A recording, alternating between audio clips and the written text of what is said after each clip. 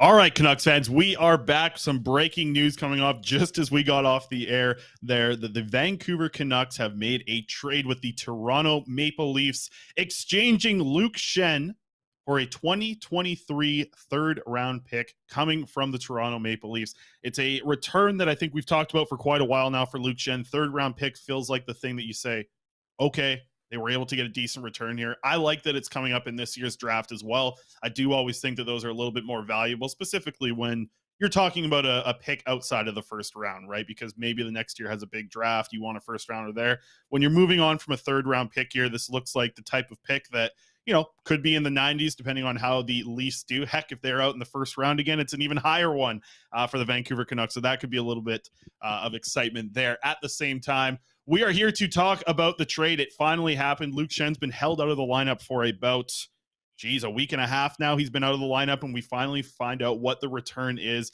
We saw Frank Saravalli with the report that it is going to be Luke Schenn traded for a third-round pick coming back from the Toronto Maple Leafs. He's heading back to Toronto himself. We are going to be joined by Jay Rosehill in about 10-15 minutes time. You can hear him on the Leafs Morning Take. It's funny that we're having him on the show, as he's the one that we've been battling with for subscribers. So we should have done this on the CanucksArmy account. That's the way that I'm looking at this thing. My name's Chris Favor, for people who don't know. If you're checking in for the first time here, this is the Canucks Conversation. This is an emergency episode that we are doing on YouTube for the first time. Let's talk about the trade. I'll bring in my co-host, David Quadrelli. He's busy making graphics over there, but I do think he's here on the call now.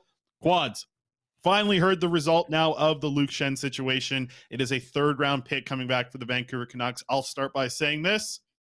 I am completely good to fine with this deal. They got themselves a draft pick for Luke Schenn. It wasn't a fourth or a fifth like I kind of worried that it might be the closer we got to the deadline. It's a third-round pick. I think it's a half-decent return for the Vancouver Canucks and something that I am completely content about. And oh boy, Chris, our trade deadline show is a few days early. We were not expecting this on Tuesday. We just, like you said, we finished up our show. We're right back on the air. It's nice that we're able to just jump right back on. But yes, a third-round pick in the 2023 NHL entry draft going back the way of the Vancouver Canucks in exchange for defenseman Luke Schenn. Now, this return, right? We've been hearing for a while now that the Canucks really wanted a second-round pick, right? And some people have even suggested that they thought they were going to get that when they originally pulled Schenn from games and started sitting him for trade-related reasons.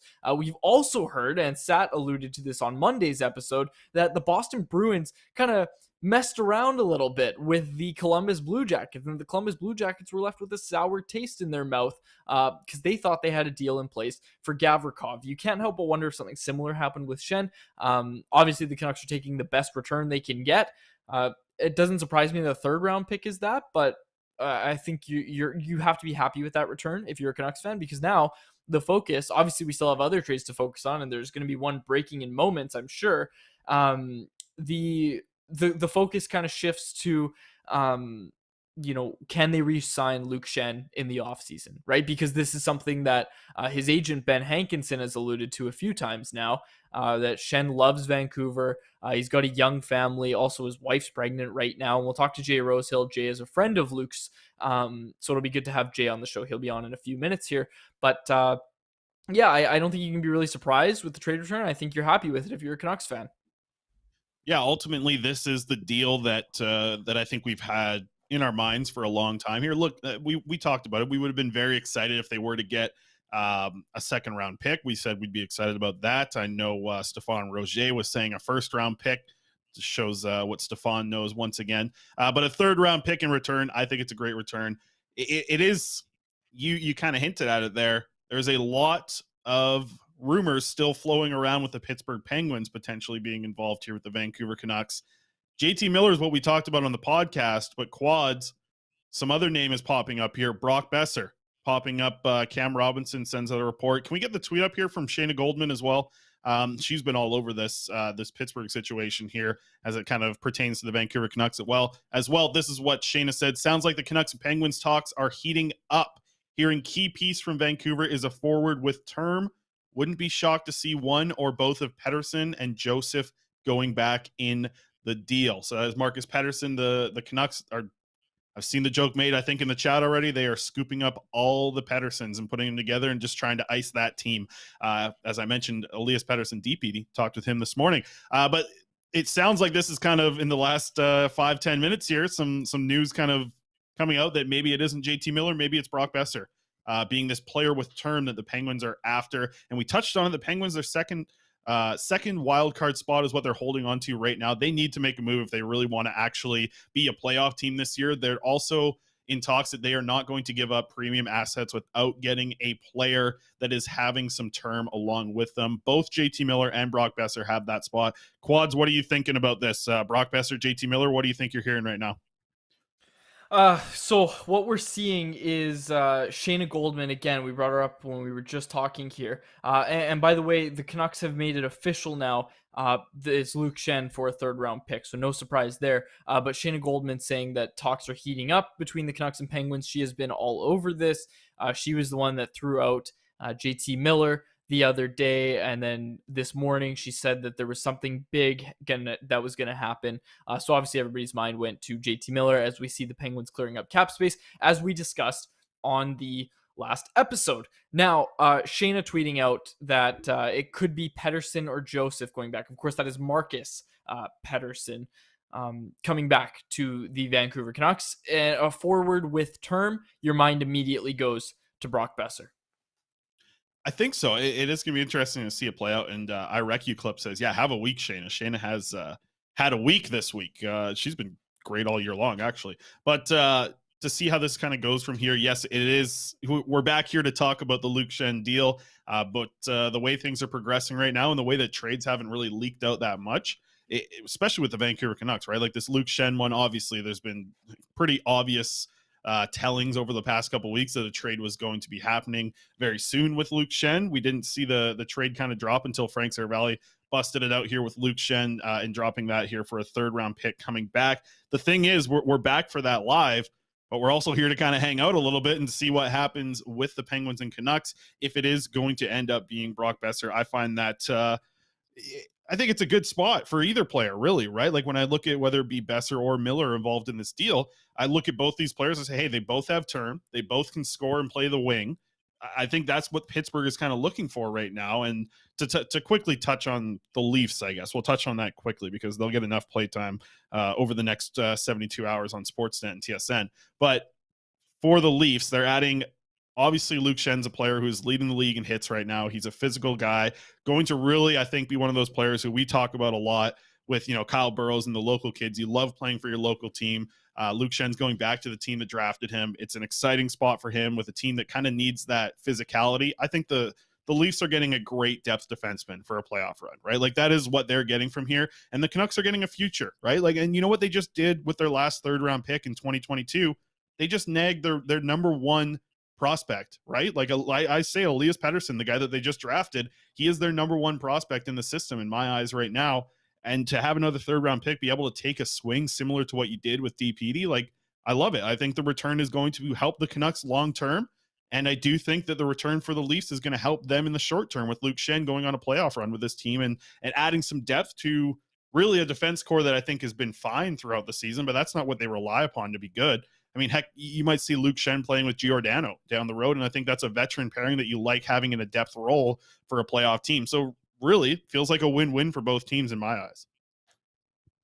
And we should mention Friday is the Daily Face-Off trade deadline show, so be sure to go check that out. Hopefully there's still stuff to talk about because right now, like I said, Chris, Tuesday feels like our trade deadline. Like I said, Jay Rosehill going to join us soon. A lot of people in the YouTube live chat. I'm trying to get to everybody. A lot of people putting in a lot of stuff here. Your reaction, interaction is very much so encouraged. I'm just trying to keep up here on the phone because it also sounds like, not in Canucks news, but Jonas Korpisalo could be on the move from Columbus, with Columbus just making a roster move. Yeah. Another one to keep an eye on there. Let's open up the chat here. People are talking about Cocaine Bear. Dominic's saying that we'll re-sign Schenn for league minimum next season. I think that would be great. Corey says Canucks have 7 picks in the first 4 rounds. Yes, this is the type of thing that you like to see with a team that's really in the standings where the Vancouver Canucks are at right now. I mean, you want to see them have multiple picks in the first few rounds. So it's great stuff to see for the Vancouver Canucks to be able to go in this direction. And heck, man, like, I said it just a few minutes ago there, but this is a great ad for the Leafs, right? Like, this is the type of guy who really, we've dealt with Luke Schenn for a while now, like in the locker room, seeing how he is, how he interacts with people, what he's like at practice. I've seen it all. And like, you couldn't ask for a better guy to come and join your room, right? Like, if I looked at every player in that Canucks locker room this season, I don't think there's a better team guy than Luke Schenn. So it's like, there is no question about him coming in and fitting in with this Toronto Maple Leafs team. I think the only question is, where does he fit in the lineup, right? And how are the Leafs going to use this player who has shown that he can play with Quinn Hughes and be somewhat effective in that role? That's a spot where he's played with a skilled guy. They have some skill on the left side there. Can he play with Morgan Riley in a pinch? I guess you could look that way as well. I said Giordano is kind of the depth option that they probably want to roll with there, seeing what Toronto's lineup kind of shakes down as. But it'll be interesting to see. I don't think Toronto might not be done at the same time here, and I don't think the Canucks are either. You said during the show, do you think the over-under on 2.5 trades before the deadline here? Well, we've already got one. Are we going to see 1 or 2 more here in the very near future? We might see 3 by the end of the day, Chris. And I also want to mention that, look, we're the only show live on the Nation Network YouTube channel right now. And I'm sure there's other shows that want to go live. And I'm sure we're picking up some of their viewers and listeners as well. So we should also mention Elliot Friedman right now reporting Edmonton and Nashville working on a Matthias Ekholm deal. So impromptu little trade deadline show that you and I weren't expecting to have to do. But I feel like we kind of have to now. This is all of a sudden, this is the Nation Network Tuesday trade show. Just what the company wants. The Big Nation Network account here, getting all the plug. Yes, love it. So it sounds like Edmonton, Nashville working on a deal there as well. We're just seeing trades start to pour in right now. It feels like this is what the deadline day is supposed to be. But yeah, good time to head over to the Canucks Army. That's what we're going to move in the show eventually here. But yeah, quickly back to what's going on today. Obviously, this is when things are starting to flow in. I'm curious how that affects people with the cap, especially with a couple days up before the deadline here. So I think that's what people are looking to do. It's going to be some of these teams here on the deadline that kind of can pinch some pennies and be able to make that small roster addition then. Today and tomorrow's feels like the days where you really are starting to see some assets move. You're going to see some players of value go. The way things have blown up today, this kind of, sets off the market for what I think the trade deadline 2023 is going to look like. And we saw it very early in the morning with the Patrick Kane deal, obviously local for us here in Vancouver. Good to see the Luke Schenn deal finally get done. It doesn't feel like it's over. Like, it feels like this is going to be a busy day. And I can imagine that the phones are going nuts right now with every general manager likely being active, trying to get whether it be a player for their playoff run or trade a player for some future assets as they move into a retool. That's the interesting thing, is like, there are still a lot of teams in the East at today's current date that are in striking distance of a playoff spot. That is a jammed up part there. Pittsburgh's one of the teams that we've mentioned. The Leafs are sitting pretty in their spot, but you look across these standings, like the Islanders, are they going to have to beef up a little more as well? There are a lot of teams that still need to address some things on their roster. And with other teams starting to do that today, that's what I think is really going to get this market and set it on fire over the next little bit here. And we're starting to see it pour in right now. I mean, I can't keep up with the notifications right now of everybody on Twitter sending things back and forth here. So we are here to kind of wait on something with the Vancouver Canucks, but we can report that the 3rd round pick is coming back for Luke Schenn. We know that. People are asking, I just realized that you're wearing a loose tie. You look like you just got out of a wedding at 2 a.m. I'm wearing my little bow tie. People are very confused about the outfits. Folks, we just did an episode before this, and we weren't expecting to have to do this show. So now it's our first, as I've mentioned. It's our what? It's our first after show. That's right. It is. So Faber loosened up the tie. Yeah, I loosened up the tie. I feel a little bit better in here. It was getting warm. I get warm in these dress shirts all the time. But yeah, we're going to have to wait and see. Keep the chat coming here. We got, now we got a notification from the Canucks out there. What are they tweeting about? Okay, I can look it up if you want to figure out. You break this down. Break down what's on the screen here. Let's go. All right. So since the trade started happening here, this is what the Vancouver Canucks have brought in. This is a great job. Anthony Beauvillier has come in. Vitaly Kravtsov has come in. Atu Ratu has come in. Josh Bloom, who we just chatted about earlier on in the show today, has come in. And a 2023 first-round pick and a 2023 third-round pick. On the way out, we've seen Bo Horvat, Luke Schenn, Riley Stillman, Will Lockwood, and a 2026 seventh-round pick. So the way that you're looking at this kind of shakedown, a lot of players that didn't really think that there was going to be a future here, specifically talking about Luke Schenn and Riley Stillman, Will Lockwood and Bo Horvat. I mean, there could have been a world where these guys could have been Canucks for a while. It's going to be interesting to see this list actually get updated over the next little bit here, because with the talk around the Pittsburgh Penguins and the way that things are going right now, things are heating up, and it feels like that is going to be the big trade that we can break down. But to chat a little bit more about the Luke Schenn deal, I mean, it's good, right? Like, in the end, I just think it's good. The Canucks were able to monetize an asset that they had on their team that was going to be an expiring UFA at a certain point. So that's been good. And it's going to help both teams in this point. So I'm very happy with it in the end. Love the fact that they're going to have another early pick in the draft. Let's see what the chat's, what's the chat talking about right now. Top G says JT Miller should stay, in all capitals. The way that the rumors are going right now, it might end up being that way. We'll see what happens, because Brock Besser's name is out there now in the trade discussion as well.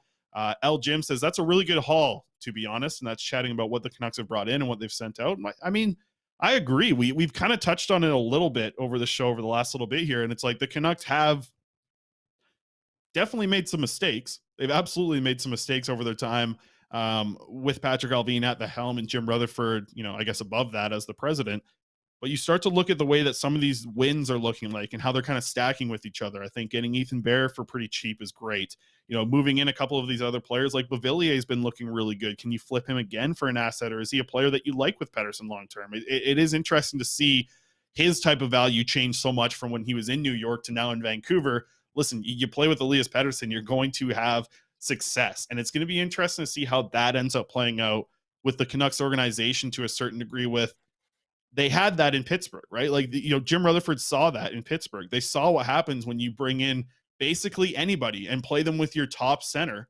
They had Sidney Crosby. The Canucks have Elias Pettersson. Obviously different players, obviously different levels of superstardom, as we've argued over the past week. But to me, this situation is something that they've probably seen in their past of working in hockey, right? Like, Jim Rutherford's seen a lot over his time here. He's starting to see what this team is actually starting to look like. What happens when the goaltending isn't the top of the league like it was last year at 5-on-5? How does it look with bad goaltending? How does it look with good goaltending? What does it look like with Miller on the wing? What does it look like with him at center? Like, you've seen a huge painting now of what this Canucks team is and where this organization is at.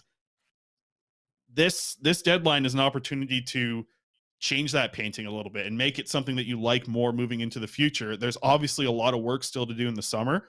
We'll see what happens with what is potentially in a trade here with the Pittsburgh Penguins. If this comes down likely as potentially as we're doing this show, it's just going to be interesting to follow. And I think moving on from either Brock Besser or JT Miller does set you up for more of a tank as well, which is, listen, we know what Connor Bedard is. We know what we think he's going to do at the NHL level. He's a local kid to Vancouver. If they can tank and even get into that position, it doesn't just need to be for Bedard either. I mean, the Canucks, the way they've been selling off right now, I think a lot of Canucks fans are thinking of this, and let me know in the chat if I'm wrong, but Canucks fans are probably looking at this direction and saying, finally, not finally, they've made some moves to kind of retool and rebuild, because I think we've seen bits and pieces of that over the years. But finally, it feels like there is a direct path that's being taken here and not being weighed from. And I think that is the most important thing of looking at how the most recent moves have happened, what the last 2-3 months has been like for this team and this organization, is they are making moves that are on a similar path.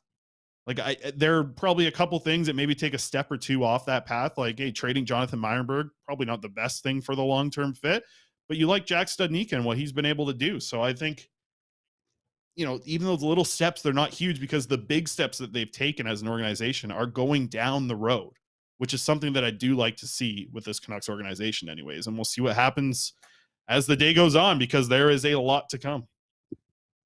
Yeah, absolutely. And we're still waiting for the what we assume it sounds like, is going to be a Brock Besser trade to the Pittsburgh Penguins. We're assuming that that's what's going to happen. We're also still waiting on Jay Rosehill. But quickly, I want to get this in here. A record high, and I know we have fans from other markets right now watching us on the Nation Network YouTube channel, but over 100 live show listeners at one time. I think that's a high. I think we've had here and there we've had individual listeners, but over 100, that is very, very high for the live show. So we're very happy to see that, and obviously those on podcast as well. We appreciate you supporting the show. Okay, now I want to hear your take on this, Chris, because the question that everybody's going to ask, and we're assuming it's a Besser trade, and I hope I don't jump the gun too much here, but how much weaker are the Canucks without Brock Besser? Like, who's the next man up? Who is coming up, and who's going to fill that hole for Brock Besser? Yeah, I mean, you have an option right down there with Nils Höglander in the AHL. He's probably the guy who, at this point, is likely to get the call up, but at the same time, maybe it is just going to end up being Phil DiGiuseppe getting that call up again, because I'm not sure exactly. I got to check how many games he actually ended up playing, and if the waiver wire needs to be reset with him. But I think after the deadline, a little bit stuff changes there with Höglander. I think that might be what it is. Like, I think you might want to get him right up here. As long as he doesn't play 2 games for the deadline, which I guess is now impossible, right? Because the Canucks play Thursday and Monday, maybe 1 game on the weekend as well. But I think it's Höglander, right? Like, if you do move, even if you move on from either JT Miller or Brock Besser here in this Pittsburgh deal, I got to think that it's Nils Höglander coming up. And I'll tell you, just from watching him play in the AHL, like, there is a lot more confidence in his game, and he wouldn't say the exact thing that I kind of wanted from Nils Höglander when I was looking for this quote. Like, hey, like, has your confidence improved is what I asked him. He was very content with how he's been playing. And he said he's had that confidence the whole time, but that's not the way that I see him playing. I mean, I see him playing now with a lot more physicality in his game, just a lot more of that rat mentality, just that type of style that's going to piss off opponents, because he does such a good job of that. He did such a good job of that in the SHL and all those type of things when he was in those situations. So Nils Höglander is kind of the obvious answer for me. I do see some people in the chat bringing up Linus Karlsson as well. He could be an option for the Vancouver Canucks. Absolutely. He's been one of their best scoring players throughout the season. I believe he's leading the team in goals right now for the Abbotsford Canucks. He's been able to do things on the power play, things on the penalty kill. He's 6'2". He plays a lot bigger than I was expecting. So that's been good to see. Linus Karlsson, Brandon says, give Klimovich 5 games. Still think he's got a lot to work on, and he's been in a huge slump up to this point over the last few weeks.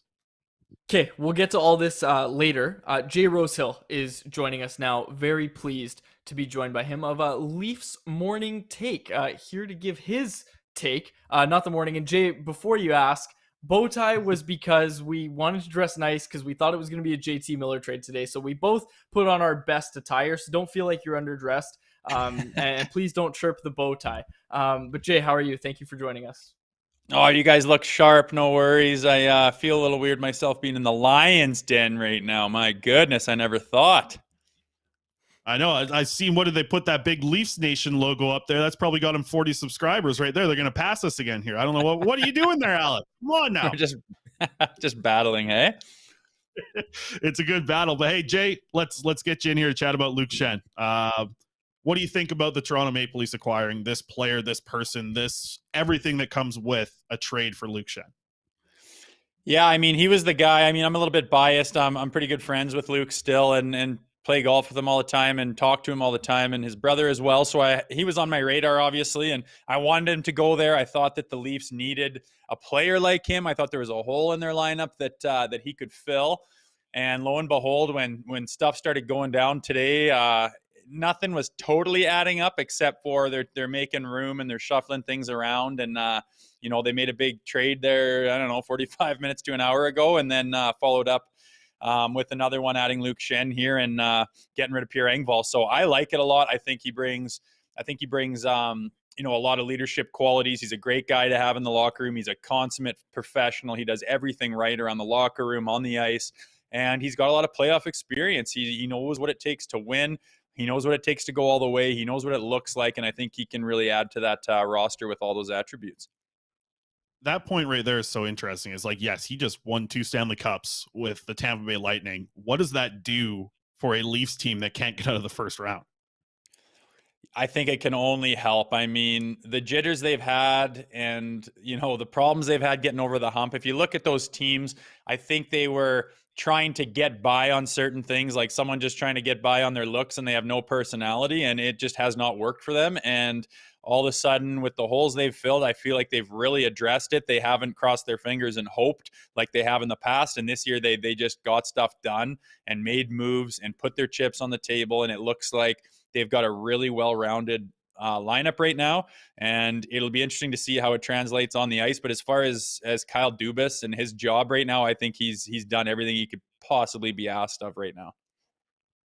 Jay, we heard you talking about this, I think last week, but what's this process been like for Luke's family? Like, we know his wife's pregnant, right? Like what's the process been like of him sitting out and kind of hurry up and waiting, right?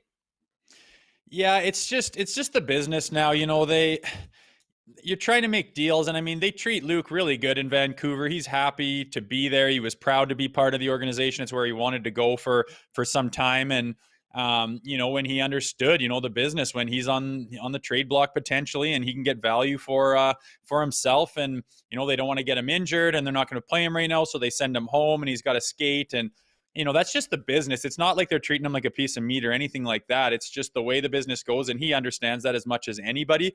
But that being said, there are things that people don't see, like pregnant wives. How do I get to where I'm going? How does my family get to where they're going? She's not allowed to fly this amount of time. I'm not going to miss the birth of my last potentially child, and all those logistics that go into it.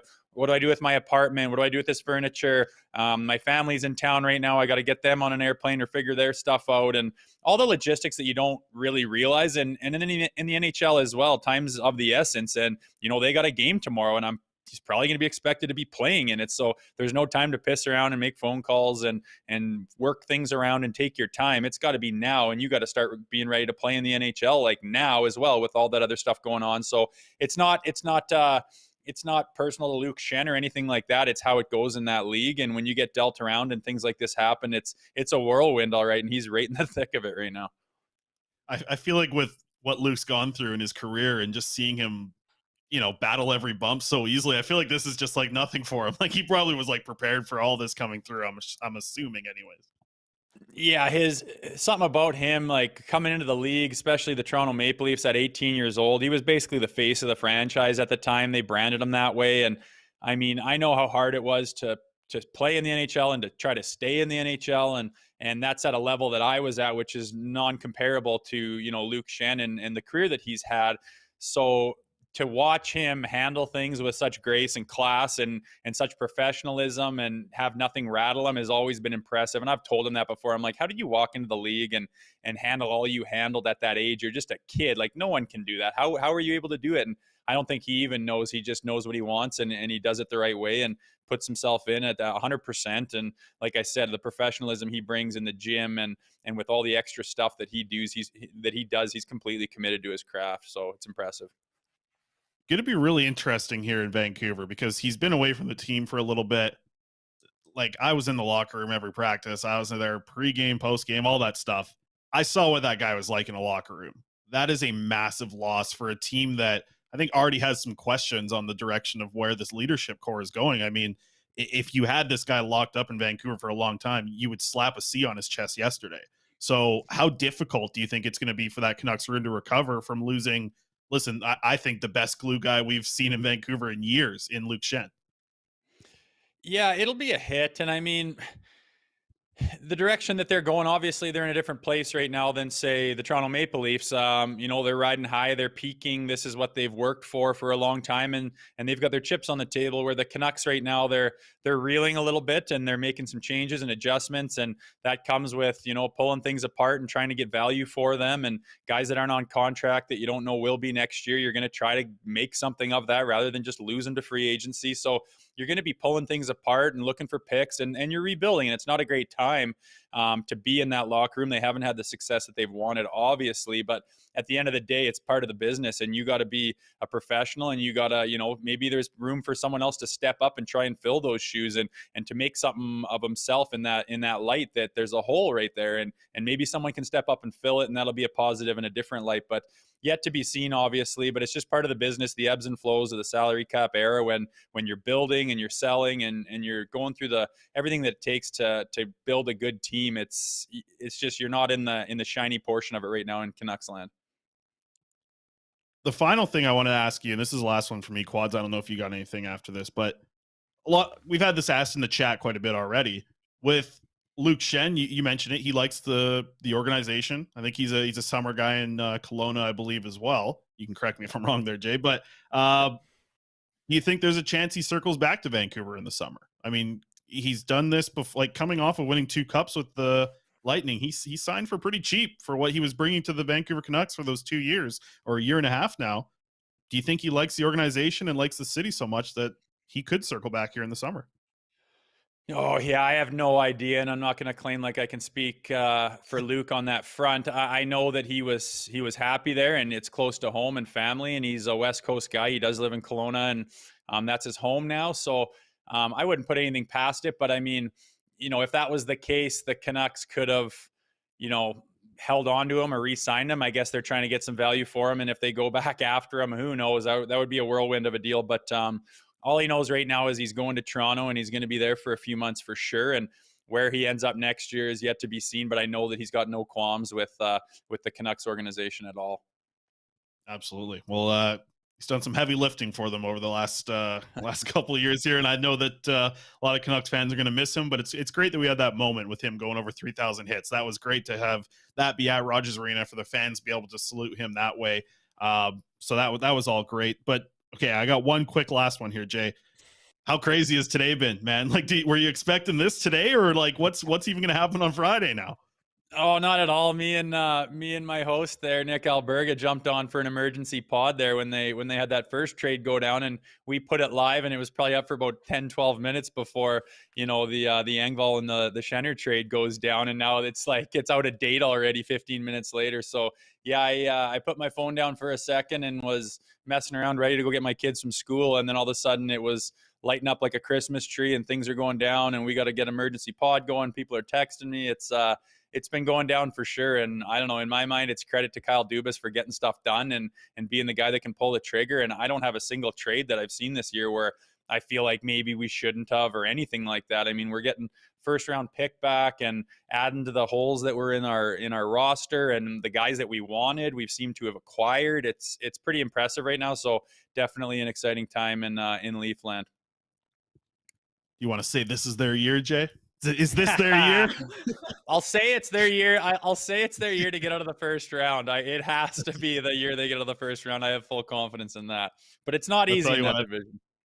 Well, I'll tell you, the Leafs fans are probably even just loving hearing that anyways. So, Jay, really appreciate you jumping on with us. If anybody hasn't already, please go over and unsubscribe from Leafs Morning Take and subscribe to Canucks Army on your way out. But, Jay, all jokes aside, appreciate you stopping by and chatting a little bit of Luke Schenn with us. Head over to Leafs Morning Take. You know what's the problem is, Jay, I've seen you chirp back a little bit, but Nick, he's too nice. He's always like, oh, great job over there, guys. Great job at Canucks Army. We're battling with you guys out east. That's how I feel like. Cripes, you're getting the good side of him, I guess, because all I get from him is chirps and BS out of his mouth. So apparently he wastes all his kind stuff on you guys, which I don't understand personally. He's just trying to get free beer when he gets over here to Vancouver eventually, I guess. Exactly. Right on, guys. Right, thanks for having me. I appreciate it. You betcha, man. Thanks for taking the time. There he is, Jay Rosehill. Catch him on Leafs Morning Take. Like I said, quick little unsubscribe. Good for us. What do you got, Quads? I know you want something here. Okay, couple things here. The Predators have acquired forward Austin Rushoff from the New York Rangers in exchange for future considerations. Now, what makes it interesting, Chris, is then the Rangers moments later tweeted out, update, Braden Schneider, defenseman of course, has been recalled from the Wolfpack of the AHL, and Ryan Carpenter has been assigned to Hartford. In addition, Austin Rushoff was traded to Nashville for future considerations. Now, I've probably messed up that guy's last name, so my apologies, but those are the trades coming down, and we're still waiting on the return. Friedman tweeted again that Ekholm is going to Edmonton, and I also wanted to mention we have the technology to go live on two different streams on the same channel. So if you're an Oilers fan watching this, our friends over at Oilers Nation are live as well right now, so be sure to go check that out. They should be live on the Nation Network YouTube channel, so be sure to go check them out if you're looking for coverage of that, up to the minute coverage of that. We are still waiting, if you're a Canucks fan, we're still waiting to hear about this Canucks Penguins deal, and at some point, Chris, we might have to close it out and go live again, because we can't do this all day. What if it's hours away, right? We can't fill airtime that long. We've basically done 2 shows today. No, I think that's the thing. It's like, I'd love to do another prospect update. I got more prospect stuff to get to in a little bit here. For some people that are just tuning in and caught this on YouTube, appreciate you stopping by. We are live Monday to Friday from 1 o'clock to about 1:45 in the afternoon. You can catch that Pacific time. Come by for some Canucks chat. A lot of people I see in the chat here stuck around for, coming in on over an hour and a half now. So thank you to everybody who is stuck in and hung out in the chat for this long. Canucks Talk, normally 1 o'clock Pacific time every day here on YouTube, or at least Monday to Friday, that is. But like you said, I think our producer Alex has a family to get to. You and I, on the other hand, we have some writing to do. So I think we'll wrap it up here. But before we go, I just want to take a 60-second pause. Maybe a moment of silence. Maybe, Alex, you can play the tank video. Let's watch the tank video one time, and let's see if the Brock Besser deal gets done. So Quads, do your little close out of the show, but then let's go to the tank. I want to see if we can psych out the hockey gods here and see if we can get a trade done. So Quads, wrap up this thing, and then let's get to the tank video. All right. Well, as I normally say, for my co-host Chris Faber and our technical producer Alex Szilard, let's see how long I can drag this out.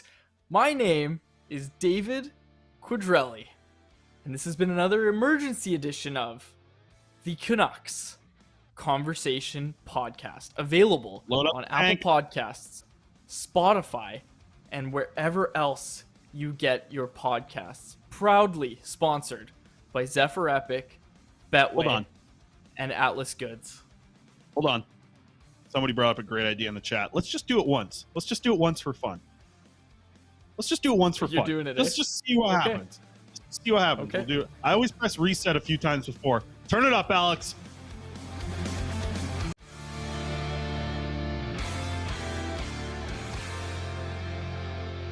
No, nothing. I'm only doing it once. I'm not the type of person who does it a bunch of times. That's the tankathon.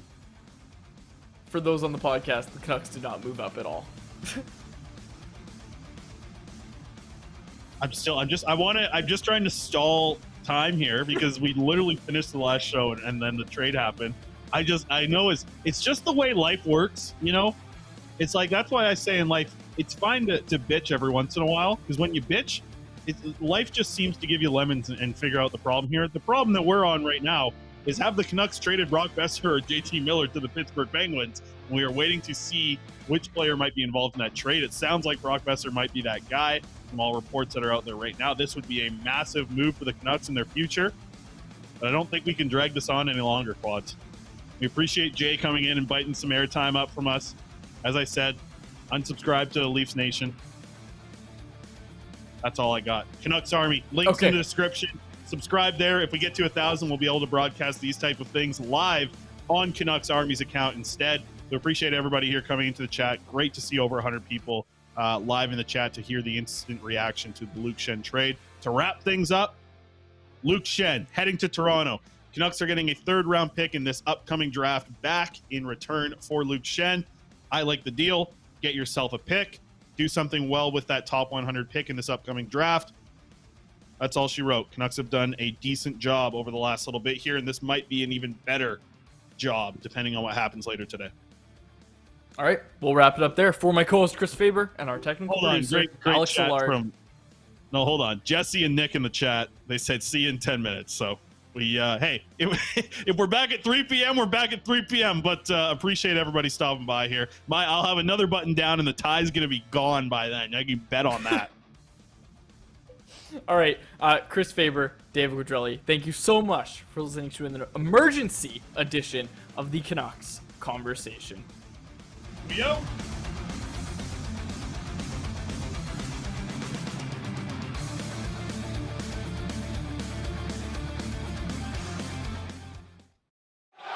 Thanks for listening to Canucks Conversation. Hit the subscribe button to never miss an episode. How about keep it to a thank you, Jim?